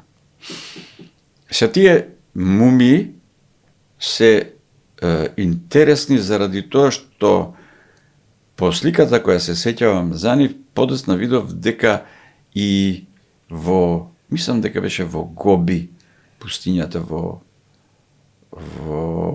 Кина, дека се откриени слични такви.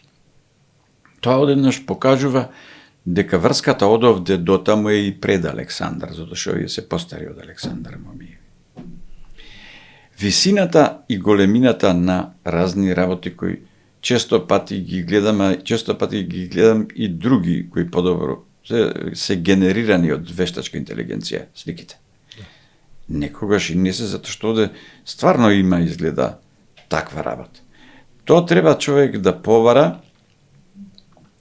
особено за староста, со која што, нели, и во Библијата, Ноја живее 900 години, овој живее Метузалем 800 и така натаму.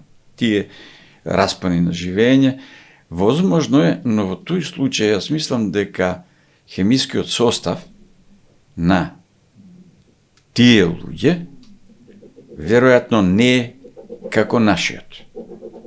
За да може трајноста да си ја некако обезбедиме, или можда постои друга варијанта да принципот на регенерација кој почнува да слабее на некој начин да се подобро, не знам, но со вакцините дали може би тоа поврзано нешто?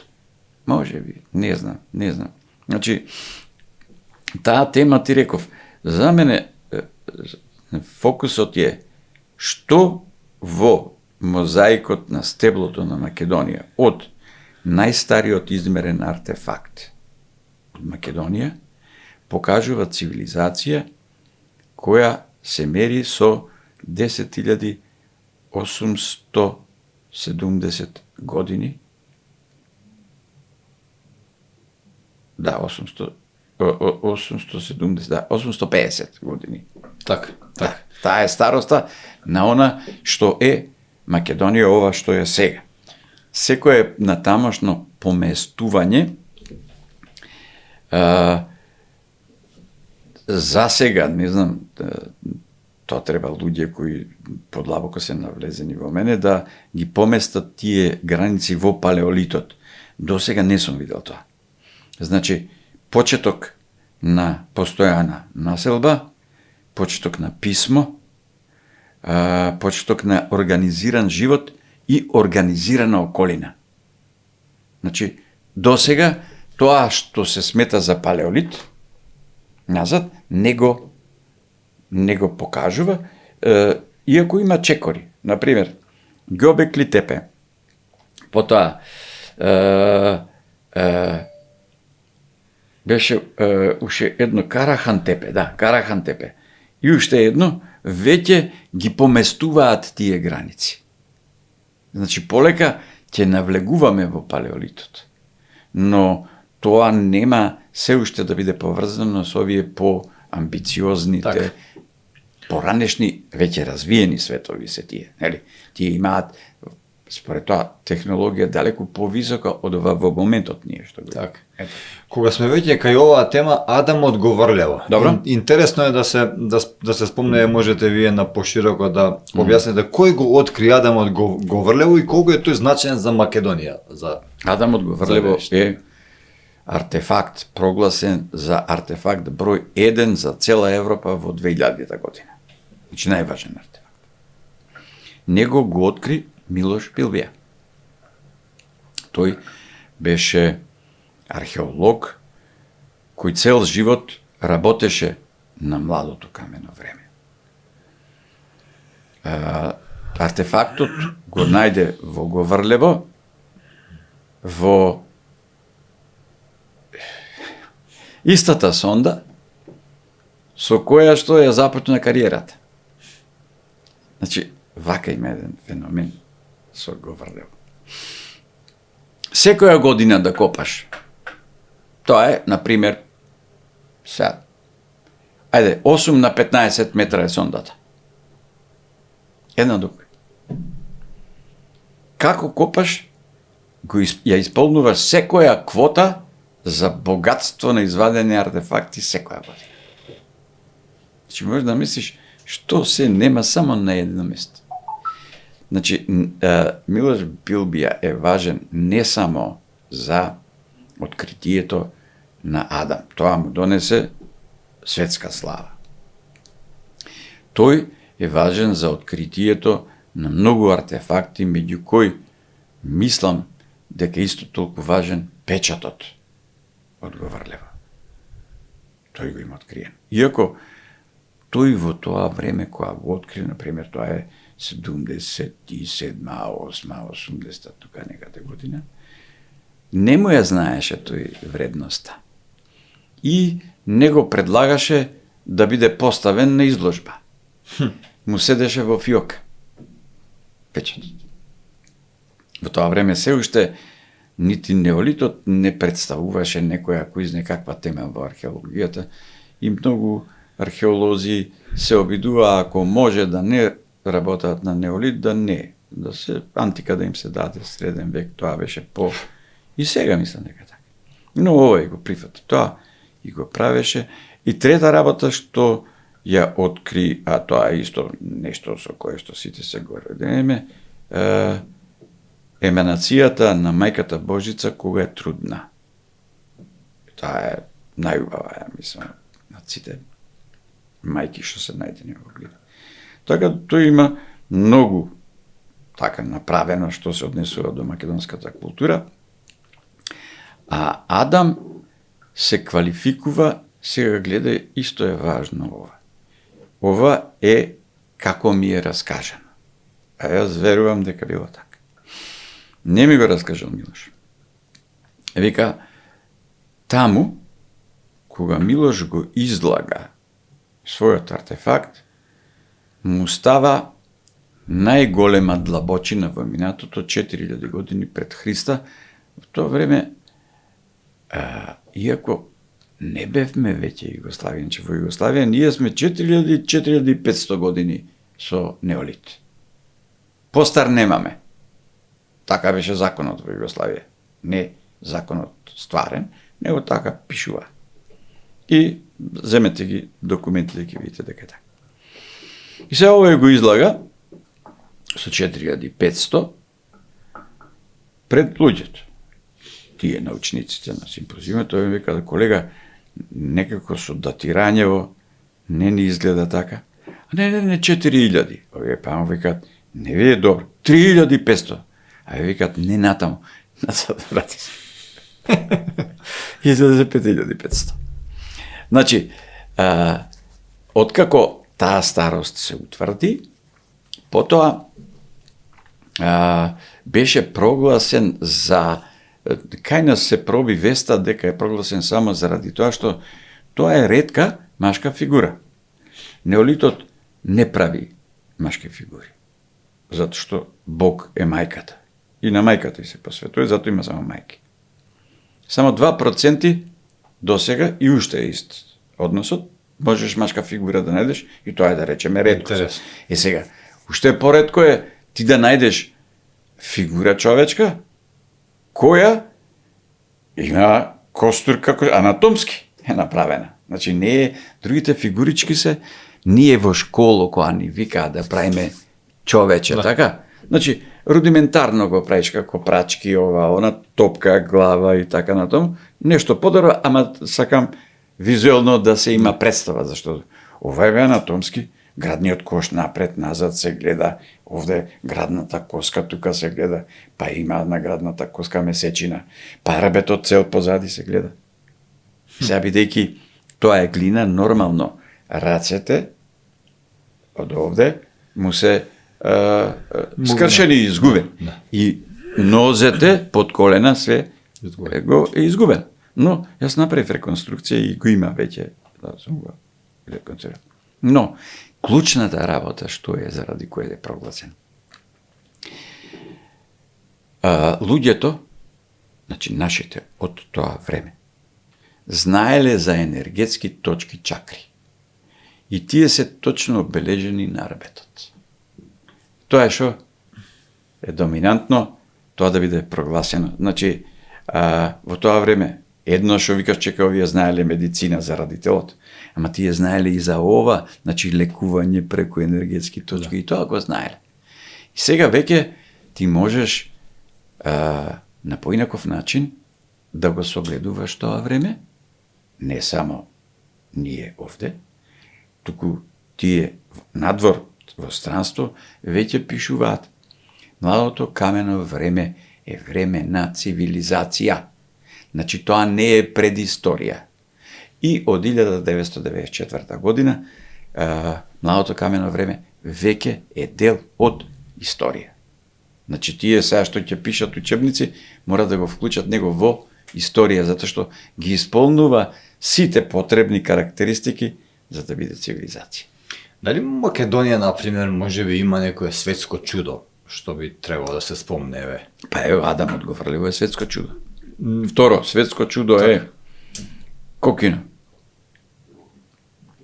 Потоа светско чудо е големата мајка на Цоцев камен. Светско чудо е локалитетот Баба во Прилеп. Светско чудо е гуштерот Ладон во Прилеп. Светско чудо е Сватовите Стибера. од куглица ли беше? Добро, куклици има такви слични, значи таква геолошка формација и на друго. Кај нас е таа геолошка формација интересна што стварно е свадба. Значи што со тие тоа така е така излегло, како да кажеме. И тоа стварно се гледа процесија со се, не можеш да утнеш. Ти на други места можеш да создадеш асоциации, така? Да. Потоа, за мене, светско чудо е градот Кратово. И тоа и други го забележале. Светско чудо е Исар Марвинци, тоа се огромни невидени гробишта во свет. Многу голема површина. Исар Марвинци е поврзано со Дедели. тоа се километри. Можда 8 километра се гробишта тоа. Потоа светско чудо покрај Кокино. Така. Од овие чуда што се например, светско чудо е универзитетот во Охрид. Тоа е најстар универзитет. Само ќе кажа за Струга, на Рами Смерко. Универзитетот. Не, ова Струга е по друго интересна. Струга, например, јас не знам дали толку големо наколно живеалиште има некаде во светот како Струга, значи 500 метра должина. Целиот брег на Струга, од хотелот Дрим до феријалното тамо и до ракометното игралиште, се е тоа наколно живеалиште огромно. Потоа, за мене светско чудо е острвото Голем град, например. Доста ги имаме. Значи, прашањето на светско чудо што е? Да го прогласиш треба.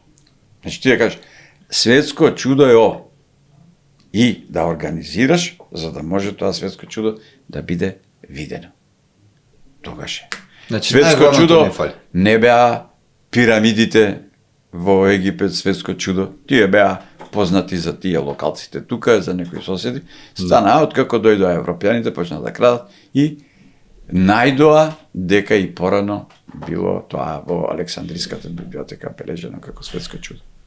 Јас мислам дека од тие светски чуда нешто заборев во сега во ова што го правам, например. Го спомнавли Стибера во Прилеп. Тоа е светско чудо, тоа е град поголем, барем 2 пати поголем од Атина во истото време. 3 пати повеќе студенти има отколку Платонската академија. Тоа е светско чудо. Да.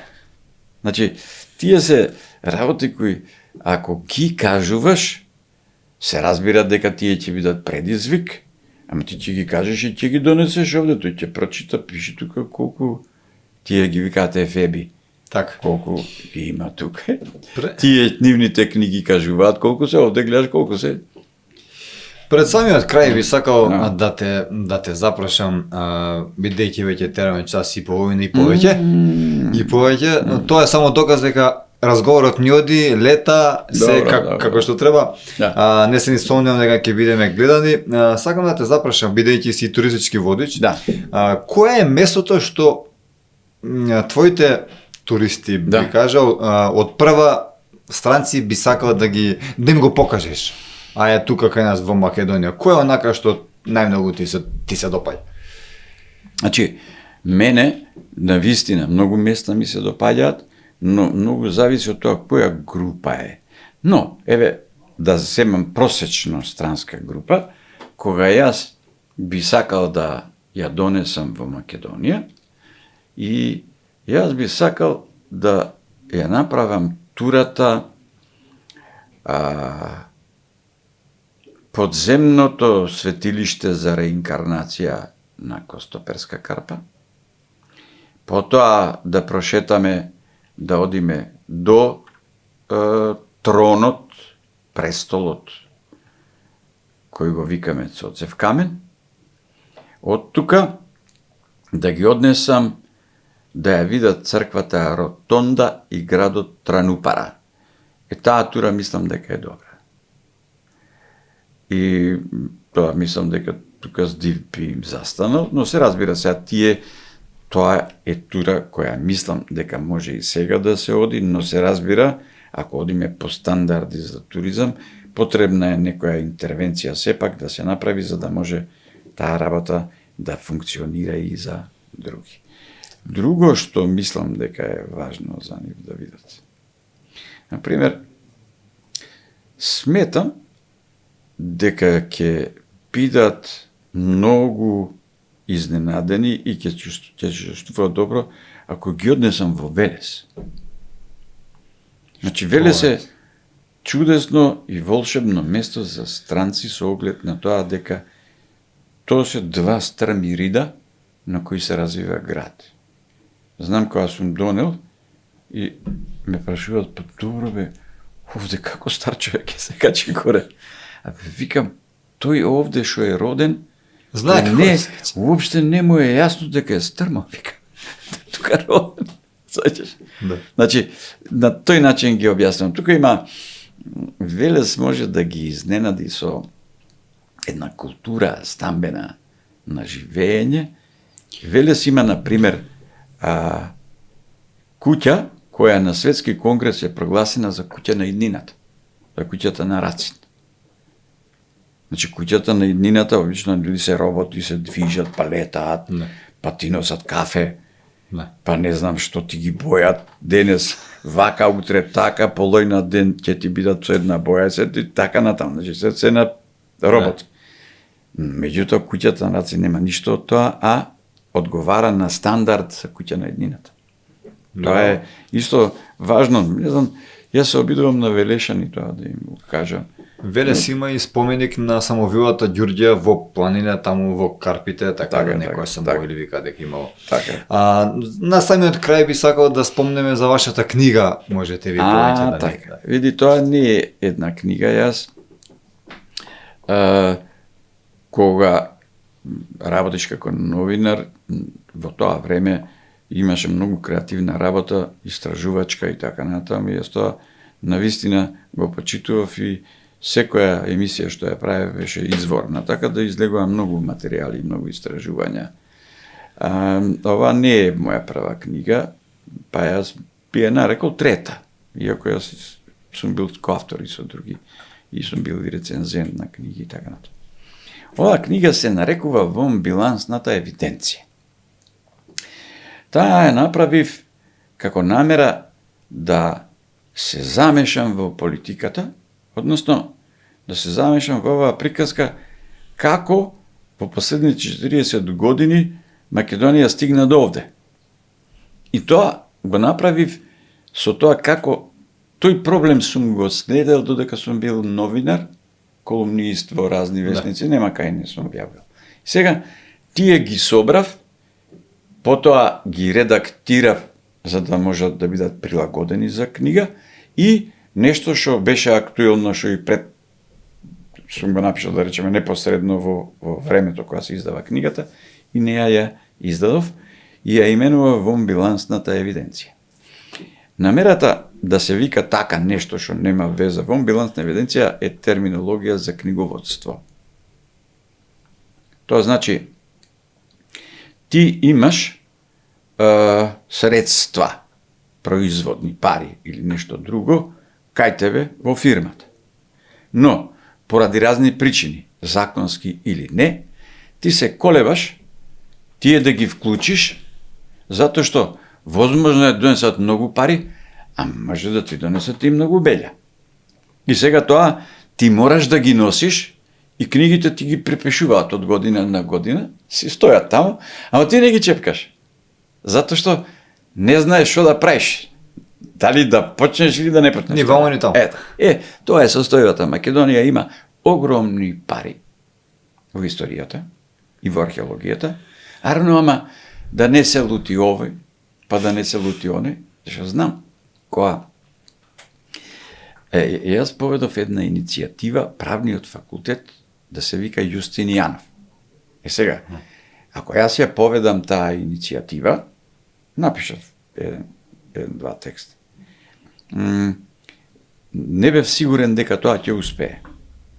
Затоа, идејата му ја предадов на еден професор кој не беше од правен факултет, ама присуствува на научно наставен совет заедно со него.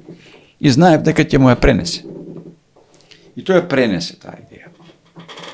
Таа идеја стигна до деканот на правниот факултет и деканот на правниот факултет објави дека треба така да се вика и побара консултација со Македонската академија на науки и уметности. Јас бев во делегацијата негова за поддршка. Сега, ова се што го кажувам, може без везе, не требаше да го кажам. Но, што е важно? Важно е ова. Се си е супер. Важно е ова. Кога стигнавме до кај председателот на академијата, тој донесе од своја страна луѓе од таа проблематика, кои треба да го сослушаат ова, па да дадат некои совети и така натаму. И имаше еден од кај него што рече: абе да, добро, се е така, ама да не се налутат грците. И сега таа работа многу често сум ја слушал на некои такви нивоа. Секогаш има, абе, овие да не се налутат, па овие да не се налутат и така натаму. Мене не ми беше јасно тоа, но сепак тој успеа да одложи одлуката за именување Јустинијанов факултет 1 година, тоа што го рече. И така сакам да кажем дека сите нешта кои овде ние ги содржиме и ги имаме, се дел од таа вонбилансна евиденција која во бројки се мери со премногу нули за да знам како се вика таа бројка. Значи, толку многу може бенефит да донесе.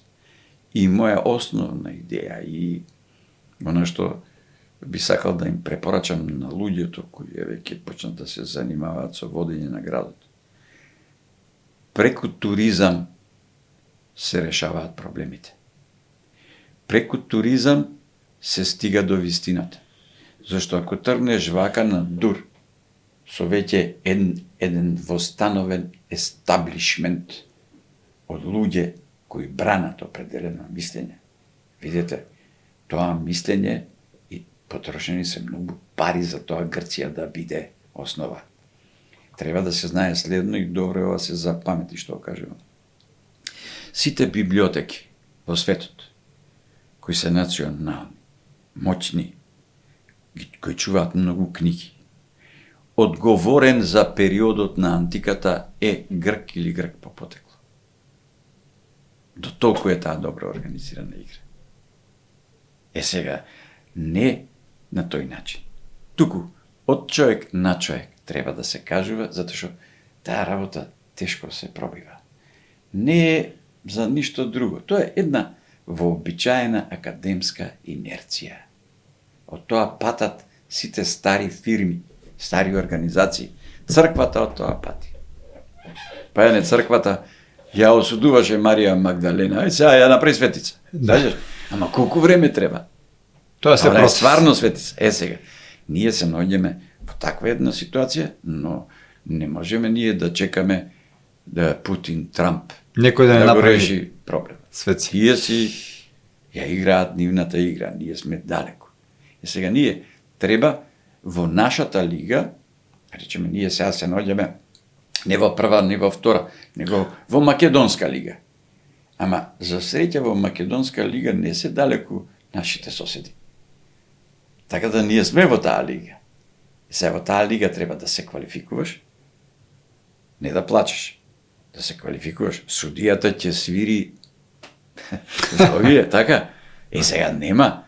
Ти треба да докажеш.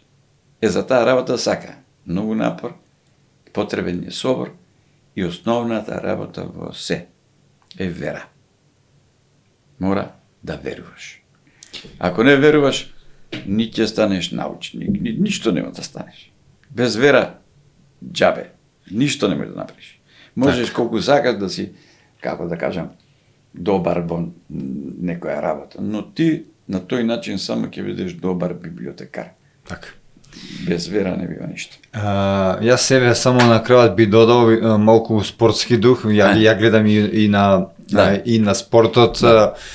Судијата, како што спомна, и во Вардар во ракомет, често пати судеше против него, но на крај Вардар 2 пати стана европски прак, потоа им се смени малку на судите мајндсетот кон Вардар. Тие сватија, види, ракометот во Југославија дојде во Македонија прво.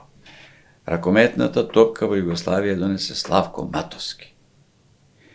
Тој го почна ракометот и тој си играше на голем терен фудбалски. Потоа стана мал ракомет. Во мал ракомет Македонија беше меѓу првите што имаше тимови и ние имаме државни репрезентативци долго време. Се познава. Да.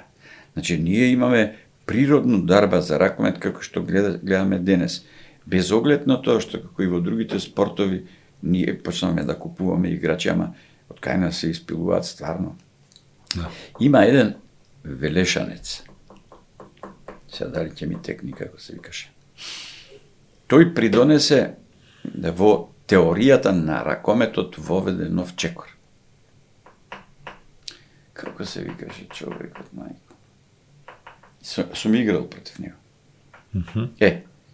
Тој чекор, тој се израстори голови давање, овде беше добар, беше и дел од репрезентација, потоа отиде во странство, работеше и така натаму. Мислам дека се уште е жив.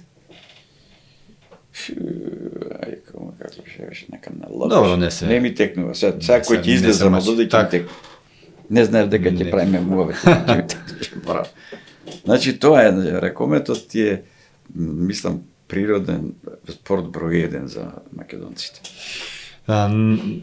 Сакам на крајот да ти се заблагодарам за што ни беше гостин и си направивме, мислам, нека еден прекрасен разговор општо за Македонија, за некои теми што нашите гледачи одамна бараа да ги слушнат еве сега и со ова најавам нека ќе имаме и повеќе гости за овие теми. Одлично. А во нареден подкаст, драги мои, ќе имате прилика да гледате малци, да слушате повеќе за политиката. Фала ти многу и секое добро, се надам дека повторно ќе ни видиш тука гости. Живи здрави, живи здрави. Драги мои, имајте убав ден и се гледаме во нареден подкаст.